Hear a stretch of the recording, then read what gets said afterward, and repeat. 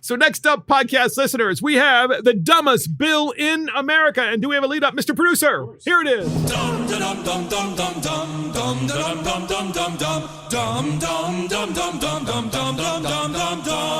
And it is the dumbest bill in America. And it is tax breaks for union politicos. Tax breaks for union politicos. That's right.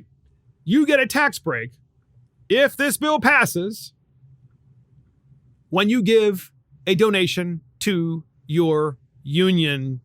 And by the way, it's not really a donation. It's your union dues. You are obligated to provide those dues in some cases. And when you provide those dues, that is not a tax break now under the tax law at the federal level. But the Democrats, this is in the Washington Free Beacon, are pushing for tax breaks for union political activity. The reconciliation bill has tax breaks for unions that fund Democrat campaigns.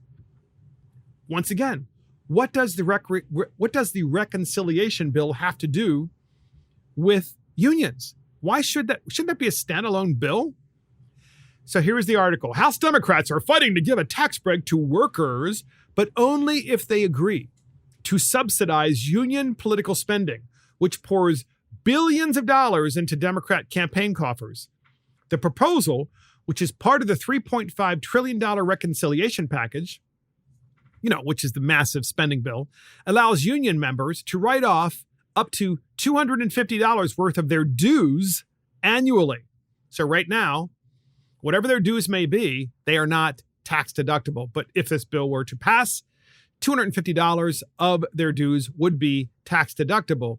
So you might have more people wanting to do what? Join the union. And then you might have the union say, well, why don't you just give us a little bit more money, because it's tax deductible. The tax deduction excludes dissenting workers who pay partial fees that do not cover political spending. Republican leaders and labor watchdogs said a tax write-off should include all labor union fees, not simply political ones, and should be debated as an individual piece of legislation rather than tucked into a massive funding bill. Well, there you go. The Republicans are finally getting a spine, saying, why don't we have this bill as a single subject bill? Why don't we have all bills as single subject bills? Representative Virginia Fox, Republican, North Carolina, ranking member on the Committee on Education and Labor, said Democrats want to reward labor unions for their consistent political support. Duh. Democrats' incestuous relationship with the union bosses is harming hardworking taxpayers, Fox told the Washington Free Beacon. This proposal blatantly discriminates against workers who choose not to join a union or don't subscribe to the left's socialist ideologies. Union bosses aren't getting a tax break. They're getting repaid for their loyalty to congressional Democrats and the Biden administration. Labor unions spent nearly $2 billion on elections and lobbying in the 2020 cycle, podcast listeners. I have to repeat that. Labor unions last year spent almost $2 billion on elections and lobbying in 2020, with millions in additional spending that watchdogs say is illegally classified as charitable on federal labor filings. Top labor union PACs overwhelmingly support Democrat candidates. Union members have the option to opt out of dues that fund this political activity, but in some states still have to pay fees to cover union representation in negotiations and grievances. The House proposal would only allow tax write-offs on dues that go towards political spending. So your $250 tax write-off would go only for that check that you wrote to the union, provided that it was used for political spending. Once again, using the tax laws to gain not just political advantage, but electoral advantage in money spending at the federal level. I mean, that in and of itself should be illegal, of course. And when you're a Democrat, you don't care. I mean, it's all about rigging elections. It's always about cheating.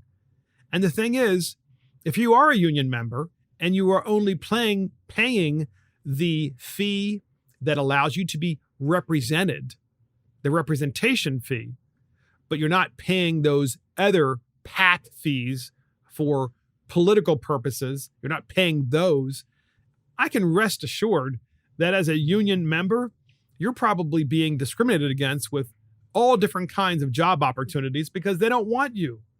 The people they want are the people that are going to enrich the union coffers and make them more powerful at the national level. And so here's yet another reason, podcast listeners, yet another reason why the $3.5 trillion bill in Congress should never be passed.